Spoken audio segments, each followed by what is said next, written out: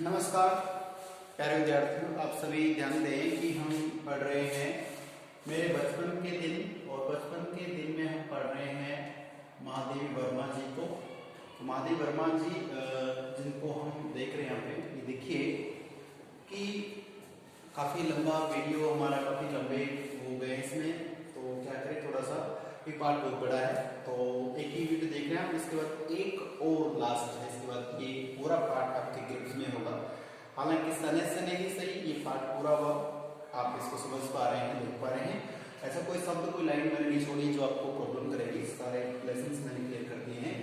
तो ध्यान दो कि हम पढ़ रहे थे कि महादेवी वर्मा है वो जवारा के एक नायब नवाब साहब थे और नवाबी उनकी छिन गई थी। और उनके बाद उनकी जो पत्नी है तो वो और ये सब उसी बंगले में, उस घर में रहते थे।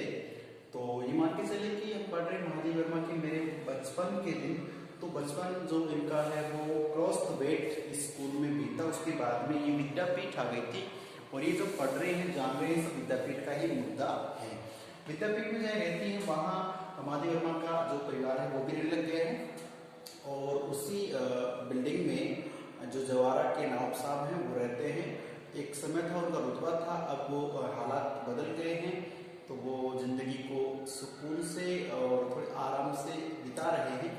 अब वो पद ओहदा उनके पास नहीं रहा है, लेकिन उनकी जो धर्म पत्नी है बेगम साहिबा थी, उन्होंने महादेवी वर्मा को कह दिया कि आप हमें ताई जी कहोगे।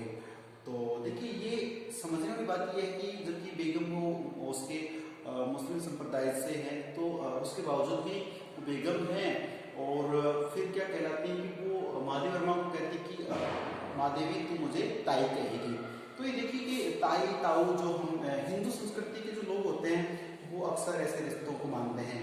क्योंकि मुस्लिम संप्रदाय में जैसे खाला अक्सर वगैरह ऐसा बोला जाता है, खाला है, अम्मी जान है ना, चाची जान, जो भी है, इनका अलग लहजा। उसके बावजूद भी उस बेगम ने ये सूझबूझ का परिचय दिया है कि महादेवी वर्मा के तौर तरीके, इनके संस्कार, इनके बचपन को पूरा संस्कार जानने के बाद में ये कहा कि आप मुझे ताई कहोगे। मतलब रिश्ते इनके अनुसार बनाए हैं। और आप जानते हो कि दोनों जो घर हैं वो एक दूसरे के कितने ज्यादा ख्याल रखते हैं, वो इस पाठ में देखने को मिल रहा है। प्यारे विद्यार्थियों, ये पाठ तो कब का, मतलब इनकी कहानी कब की थी, ये सच्ची घटना है। कब का, मतलब कहानी खत्म 1987 में तो खुद महादेवी वर्मा का देहांत हो गया है। और 1960 में जन्म हुआ, तो इन साल के बाद देख लो, मतलब 10-12 की बात है, 1912, 13, 15 की मान लीजिए। 1914 में तो प्रथम विश्व हो गया था। तो ऐसे हालात में उस समय महादेवी वर्मा की सूझबूझ कैसी थी, इनका व्यवहार कितना अच्छा था, और दूसरे लोग इनके व्यवहार के सामने नतमस्तक होकर इनसे रिश्ता जोड़ रहे हैं। रिश्ता भी कितना मधुर है, और रिश्ता से जोड़ा ही नहीं, उसे निभाया भी है। समझना है आपको क्या? तो हमने देखा था कि रक्षाबंधन का पर्व था, तो उसमें ममता, मतलब कि ममतालु स्वभाव किसका? ताई जी का। और महादेवी वर्मा से ताई जी नहीं, ताई साहिबा कहते हैं बड़े प्यार से। तो उनका स्वभाव कैसे देखने को मिला कि रक्षाबंधन पे उन्होंने अपने बेटे के लिए महादेवी वर्मा को नियुक्त किया कि तू मेरे लड़के को राखी बांधेगी, रक्षाबंधन है। और क्या बहनें भाइयों के राखी नहीं बांधती? बांधनी है कुछ थी। और उसके मुस्लिम संप्रदाय में ऐसा चलन नहीं है, वो लोग नहीं मनाते इस त्योहार को। फिर भी जवारा के नवाब साहब की पत्नी ने महादेवी वर्मा को कहा कि आप मेरे बेटे को राखी बांधेंगे, उसे भाई मानेंगी। महादेवी वर्मा ने झिझकते हुए सोचा कि कह रही तो बांध देते हैं।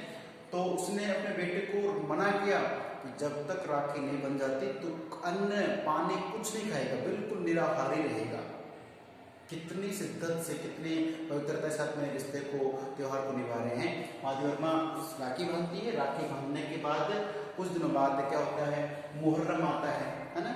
देखिए, एक होता है ईद और एक होता है मुहर्रम। तो मुहर्रम पे ताजिया वगैरह निकाले जाते हैं। तो ये मुस्लिम संप्रदाय में एक विशिष्ट प्रकार का ये उत्सव है। तो बोलते हैं मुहर्रम मनाना, तो ये उसके साथ कहीं ना कहीं एक दुखद घटना का प्रतीक हो सकता है। और ईद का मतलब होता है उनके लिए खुशहाली का एक पर्व होता है। ठीक है, तो ये देखिए कि आप कई बार इसकी विलोम से पढ़ेंगे ना, तो ईद का विलोम से मुहर्रम दे रखा होता है। तो इसका मतलब ईद तो खुशी का त्यौहार होता है। मुहर्रम में उसके जो उनके अल्लाह भगवान जो हैं उनको लेकर ऐसा कुछ कहानी हुई हो कि वो दुख ज्ञापित करते हैं, वो ताजे निकालते अपने शरीर का खून बहाते हैं, इस प्रकार से अल्लाह को खुश करने का प्रयास करते हैं। तो वो एक दुखद घटना से जुड़ा हुआ है, इसलिए मुहर्रम। तो मुहर्रम जब त्योहार आता है तो मुहर्रम में हरे कपड़े बनते हैं उनके मुसलमानों के। तो वो जो हरे कपड़े बनते हैं ना, तो उन कपड़े को उनके नहीं बनते, महादी वर्मा के परिवार के सदस्य इनके भी बनते हैं। तो दोनों परिवारों के कपड़े हैं वो हरे रंग के बनते हैं। ये देखने वाली बात है, जवाहर की बात कर रहे हैं ना। चलिए, दोनों कपड़े से बनते हैं। उसके बाद बात करें हम कि फिर जैसे कुछ दिन तक चलता रहे काम, है ना।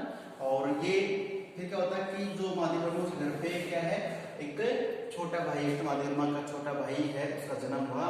तो जन्म होते ही और जो ताई साहिबा है उन्होंने कहा कि देवर जी को, अब देखिए देवर जो है वो हिंदू संस्कृति के लोग आपस में रिश्ते बनाते हैं, कि देवर जी को कहिएगा कि मैं शाम को आ रही हूँ, मेरा नेक तैयार रखे, मैं उनकी भाभी हूँ, मैं अपने उस भतीजे को खिलाने के लिए आऊंगी, तो मेरे को नेक चाहिए। और उन्होंने कहा कि मैं कपड़े वपड़े लेकर आ रही हूँ। तो इसमें आपको दो चीज बताऊंगा, कपड़े वपड़े क्या होते हैं, अगले वीडियो में देखिए, थोड़ा लंबा हो जाएगा।